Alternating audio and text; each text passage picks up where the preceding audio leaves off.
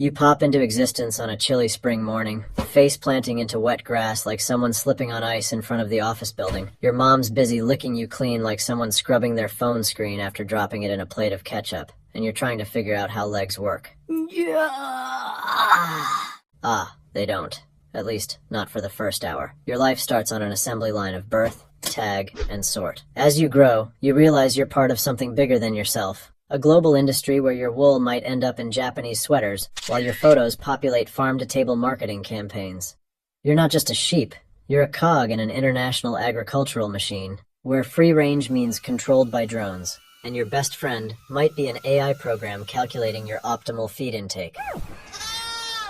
Perfect. That's your entire vocabulary. One sound to express everything from "I'm hungry" to "Is that a wolf?" to "Mom, why is the sky so big?"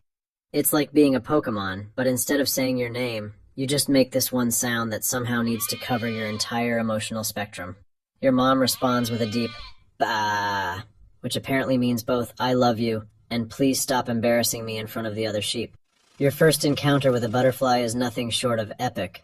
There you are, minding your own business, practicing your Olympic-level grass-eating technique, when this colorful menace flutters by. Your reaction? Complete system shutdown, followed by a startled and a jump that would make a kangaroo jealous. Huh? The butterfly, clearly unimpressed by your display of bravery, continues its terrifying aerial assault by gently landing on a nearby flower. Your mom just sighs that deep maternal "Bah!" clearly means, "That's definitely my kid."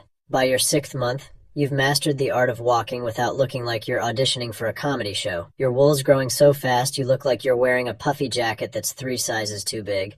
Then comes your first shearing experience. Imagine going to the barber and coming out looking like a completely different species. The shearer approaches with what looks like oversized scissors, and you're thinking, "This is it. This is how I die." But no, you just end up looking like someone took your cloud costume away. The timing of this haircut is crucial. Get sheared too close to winter, and suddenly you're a naked sheep in a snow globe. It's like someone stealing your blanket in December and saying, "Don't worry, it'll grow back." Yeah, thanks, but what about right now? You spend the next few weeks huddled with other recently sheared sheep, all of you looking like guests at a very poorly planned pool party. Let's talk about your superpower.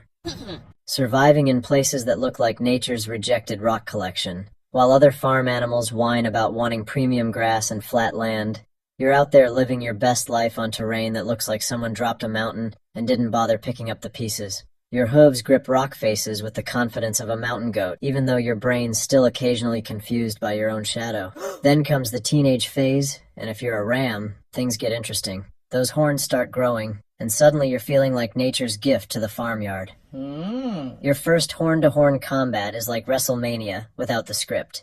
You're going in raw with nothing but horns and hatred. No dramatic music, no referee, and definitely no chance to tap out when your opponent's got you pinned. You're either going to come out with some bruises, or become the king of the chaos.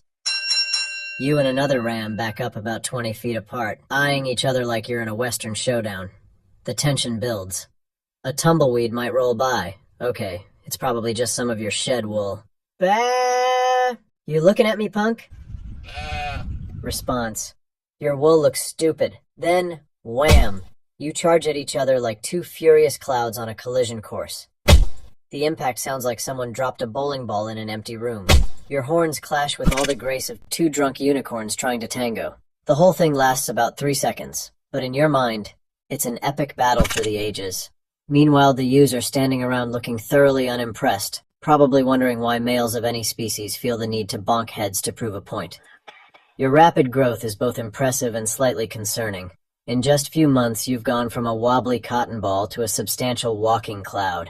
The farmers keep eyeing you with that measuring look, muttering something about market weight. It's probably nothing to worry about, though you can't help but notice some of your flockmates mysteriously disappearing after reaching a certain size. But hey, you've hit the genetic jackpot. Speaking of those impressive horns, turns out they're your golden ticket. Those massive head decorations and your sturdy build have earned you a permanent VIP pass to the breeding program. It's like being picked for the Olympic team, except your sport is passing on those premium sheep genes. The farmers keep pointing at you saying things like strong bloodline and excellent traits, which basically means you're too valuable to end up as someone's Sunday roast. From potential lamb chop to genetic superstar. Your fate, it depends on your numbers. You're not just livestock. You're a walking investment portfolio.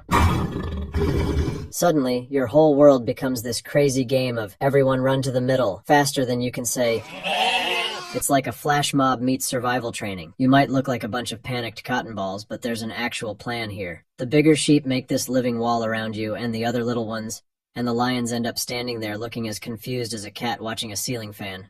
Joke's on them. You've been practicing this routine since your great-great-grandma was rocking her first wool coat. Your contribution to land maintenance is basically being a four-legged lawnmower with better fertilizer efficiency. You and your flock can turn an overgrown field into a perfectly manicured lawn faster than a team of landscapers. It's not exactly glamorous work, but somebody's got to do it. Plus, you're helping restore degraded land. You're basically an environmentalist, just one that occasionally gets scared by your own burps. The flock mentality is both your strength and your biggest "what were you thinking" moment. If one sheep decides to go somewhere, everyone follows with the unquestioning loyalty of social media followers chasing the latest trend. It's like being part of a really committed conga line where nobody knows who started it or where it's going, but everyone's too embarrassed to stop. Your facial recognition skills are surprisingly good. You can remember up to 50 different sheep and human faces, which is impressive, considering you sometimes get startled by your own reflection in water. It's like having a photographic memory, but using it exclusively to remember who gave you treats and who tried to give you medicine. Then there's your first encounter with a tiny human. A little girl in a pink puffy jacket that makes her look remarkably like one of your recently sheared companions. She comes running at you with arms wide open, screaming fluffy, with all the restraint of a sugar-rushed toddler. Your brain immediately goes into emergency mode. Is this a predator? A very small pigtailed wolf, perhaps? Should you run? Play dead? Start your autobiography? But before you can decide, she's got you in a bear hug that feels like being squeezed by an enthusiastic octopus. Me! Help! I'm being attacked by a tiny human in training wheels. Huh? Your mom just watches from a distance with that same "this might as well happen" expression she's perfected since your butterfly incident. Remember that time the flock leader decided to walk around the same tree for 3 hours? Yeah, you followed. No questions asked. It's like being part of a massive group text where everyone just replies, "Okay," to whatever the first person suggests. The flock leader could start a conga line straight into a car wash, and you'd all be like, "Well, if Jerry's doing it, it must be right." Your decision-making process is simpler than a one-piece puzzle. See sheep moving? Move with sheep. See sheep stopping? Stop with sheep. See sheep staring at nothing? Stare at nothing but look very concerned about it. It's like being part of a flash mob, where nobody actually knows the choreography, but everyone's too committed to admit it. One time, the leader got stuck in a bush, and the entire flock just stood there for 2 hours, as if waiting for a group consensus on whether bushes are now part of the official sheep lifestyle. And so life goes on, one me at a time.